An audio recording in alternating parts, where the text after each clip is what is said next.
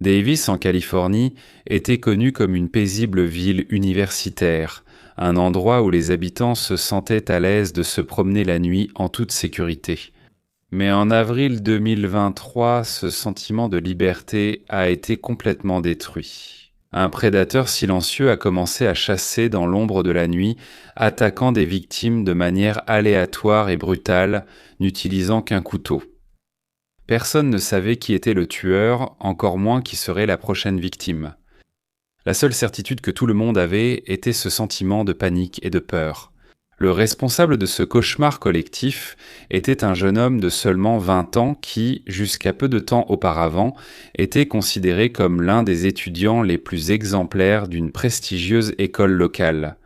L'épisode d'aujourd'hui, dans le cas choquant de Carlos Dominguez, l'histoire de comment un garçon apparemment normal avec un avenir brillant devant lui, qui aurait pu subir un effondrement mental dévastateur qui l'a transformé en tueur, laissant une traînée de sang dans toute la ville.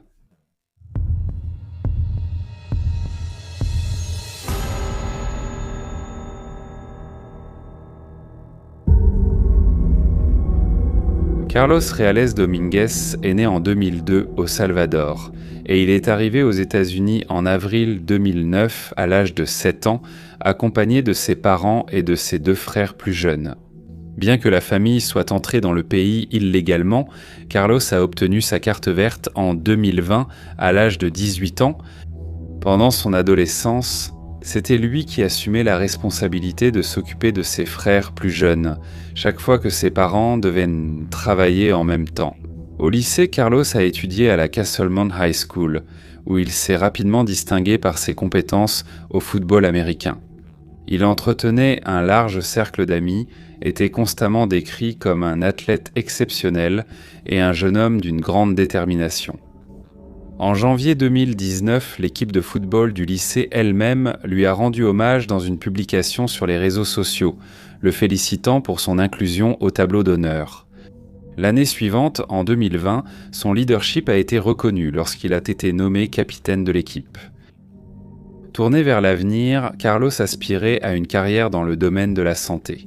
Son grand rêve était de redonner à la communauté, en envisageant d'ouvrir une clinique de médecine, du sport. Il a même commencé des études de sciences biologiques à l'Université de Californie, à Davis. Cependant, l'environnement universitaire s'est révélé être un défi inattendu. Il ne jouissait plus de la même popularité et rencontrait des difficultés à s'intégrer dans la société. Lui, ce noble désir de soigner les malades et de préserver la vie était tragiquement sur le point de se perdre dans un abîme sombre et violent. Au début de l'université, Carlos a quitté ses parents pour vivre en colocation avec 2 autres étudiants. Contrairement à la vie sociale active qu'il menait auparavant, Carlos préférait rester isolé dans sa propre chambre, parfois en fumant. Parfois, personne ne savait ce qu'il faisait. Nathan Riego de Dios, l'un de ses anciens colocataires, se souvient de l'avoir vu extrêmement maigre à une occasion précise. Il a trouvé Carlos dans la cuisine, immobile, les yeux fixés sur le mur, bougeant la bouche comme s'il murmurait quelque chose, mais sans émettre aucun son audible. Nathan a essayé d'attirer son attention à plusieurs reprises, mais il n'a obtenu aucune réponse. Ce comportement étrange ne se limitait pas à l'appartement. Au Jack in the Box, l'endroit où il travaillait, lors du service de nuit, ses collègues étaient habitués à voir le jeune homme fixer le vide. Une ancienne collègue, Gladys Verdigne, a même raconté qu'il était capable de fixer un mur pendant 5 à 10 minutes d'affilée, restant complètement immobile tout ce temps. La famille y s'inquiétait aussi, surtout parce que, depuis son emménagement dans l'appartement étudiant, il avait coupé tout contact avec eux. Au fil des mois, Carlos a commencé à négliger les repas et à perdre du poids de façon marquée. De plus, selon les témoignages de ceux qui vivaient avec lui, au début de 2022, son hygiène personnelle s'est détériorée de façon drastique. Et c'est ainsi que ce même esprit, qui auparavant concevait un avenir dédié à la vie, et les mains qui un jour auraient pu servir à guérir se sont transformées en instruments de terreur. En 2023, à l'âge de 20 ans, Carlos s'est révélé être un chasseur avec un désir incontrôlable de tuer, semant la panique dans les rues de Davis, avec une cruauté que personne n'aurait pu imaginer.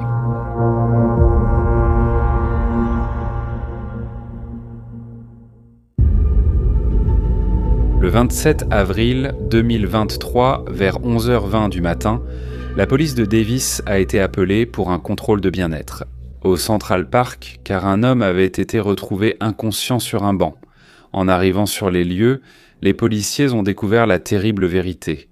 L'homme n'était pas seulement inconscient, il avait été brutalement poignardé et était déjà sans vie. La victime a été identifiée comme David Henry Brew, un homme de 50 ans. Bien qu'il vivait dans la rue, il était une figure aimée et connue de beaucoup dans la ville. David était un auteur et un activiste, affectueusement surnommé « le gars de la compassion », « The Compassion Guy ». Le banc où son corps a été retrouvé sans vie était le même où il avait l'habitude de dormir.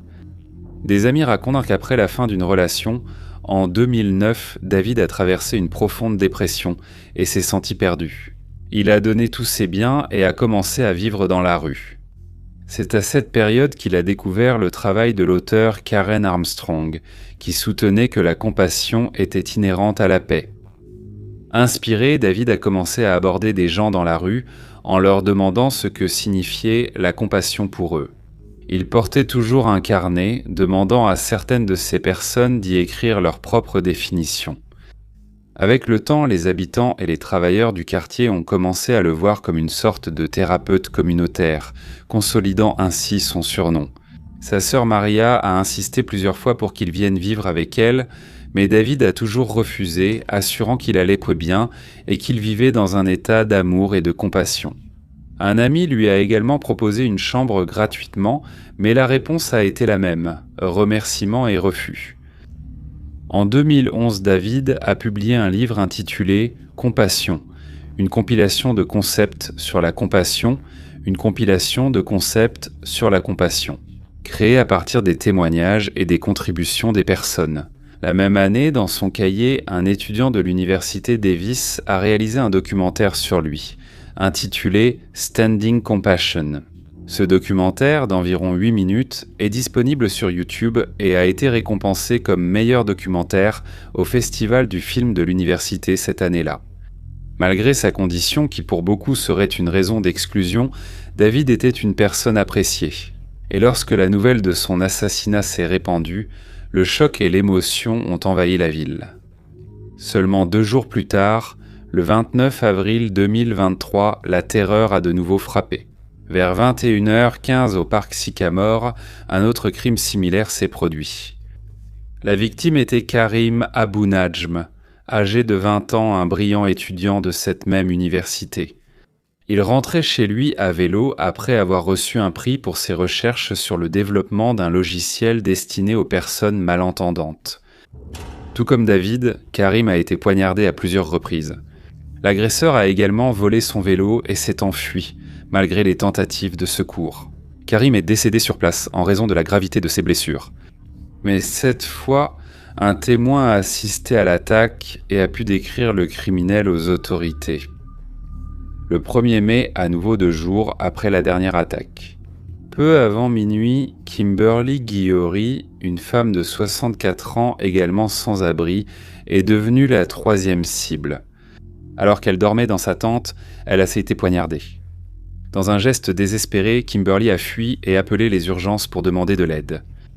Elle a été hospitalisée dans un état grave, avec des blessures à la poitrine et au dos, mais elle a survécu, devenant la seule victime vivante de cette vague d'attaques. Aujourd'hui, nous savons que Carlos était l'auteur de tous ces actes. À ce moment-là, la ville de Davis était plongée dans la peur. Personne n'avait la moindre idée de qui était le criminel, ni pourquoi il faisait cela, mais ce sont les enquêtes ultérieures qui ont apporté les réponses à toutes ces questions.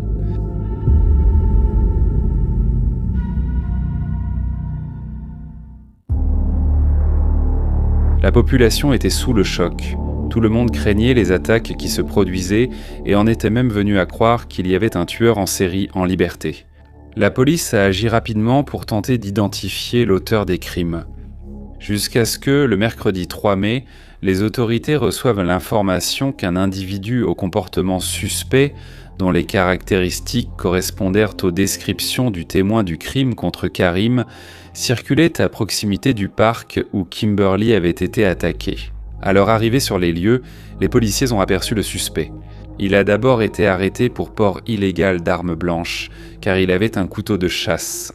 Le suspect était en fait Carlos Dominguez, âgé à l'époque de 20 ans. Lors de l'interrogatoire initial, il a nié toute implication dans les crimes, affirmant être un travailleur et un étudiant universitaire dans le domaine de la santé. Cependant, ces affirmations ont rapidement été démenties.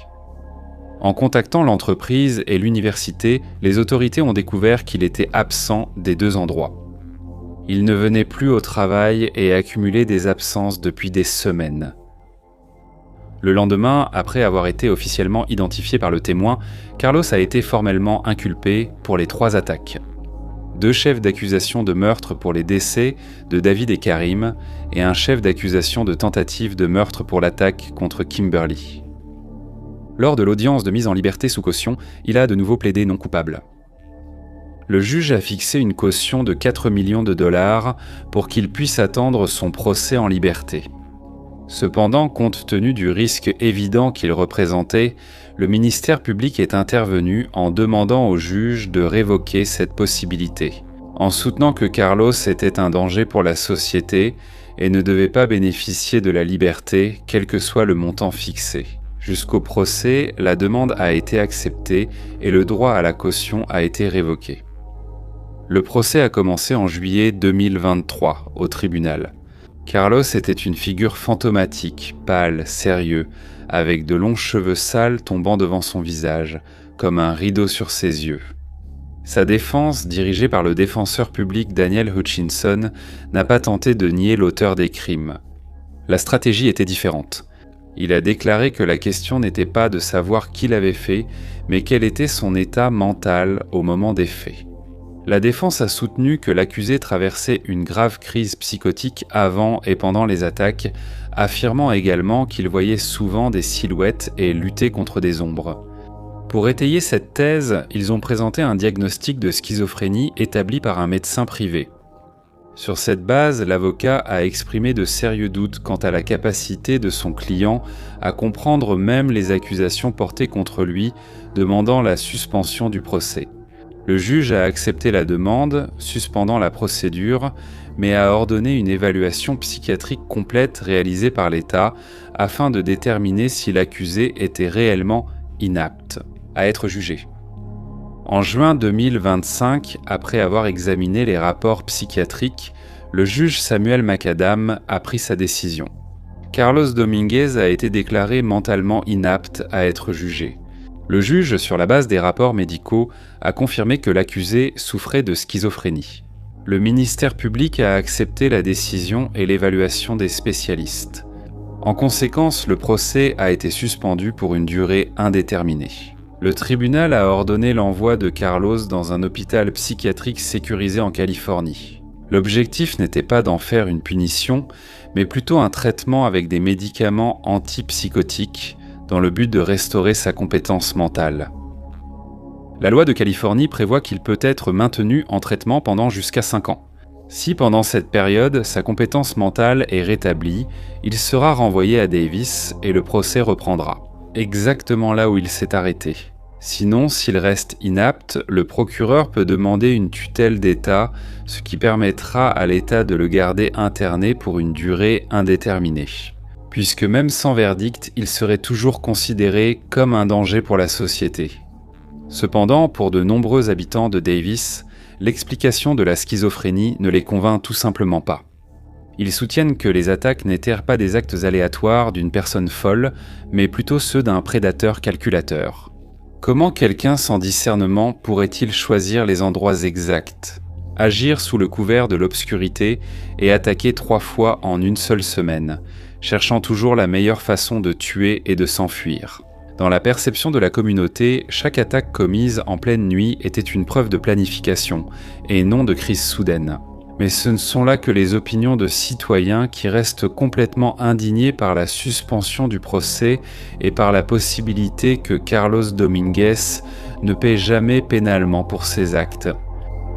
Jusqu'à aujourd'hui, Carlos reste en traitement à l'hôpital psychiatrique.